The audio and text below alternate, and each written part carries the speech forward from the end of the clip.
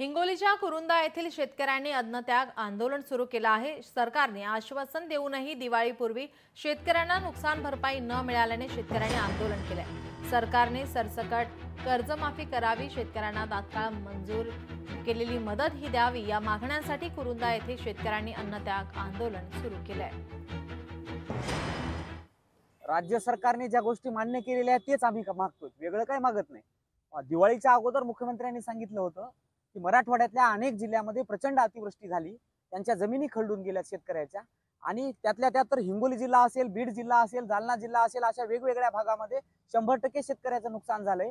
असं मुख्यमंत्र्यांना मान्य करून देखील दिवाळीच्या आत हेक्टरी ज्याचं जमीन खरडून गेली त्याला 50,000 आणि ज्यांचं पीक वाहून गेले त्यांना 30,000 अशी मदत मुख्यमंत्र्यांना जाहीर केली।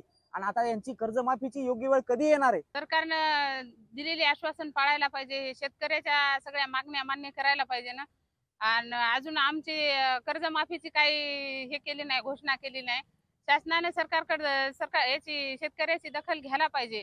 ज्याच्यात खरंच हिंमत असेल, तुम्ही एवढं शेतकऱ्याला टाळायले तर तुम्ही पाण्याऐवजी पेट्रोल किंवा डिझेल पिता का? तुम्ही आमच्या शेतकऱ्याचं काही घेऊ बी नका ना, आम्हाला काही देऊ बी नका। तुमच्यात हिंमत असेल तर तुम्ही कर्जमाफी करू नका, काही करू नका, फक्त आम्ही उगवलेलं अन्न न खाता तुम्ही राहा, एवढंच करा।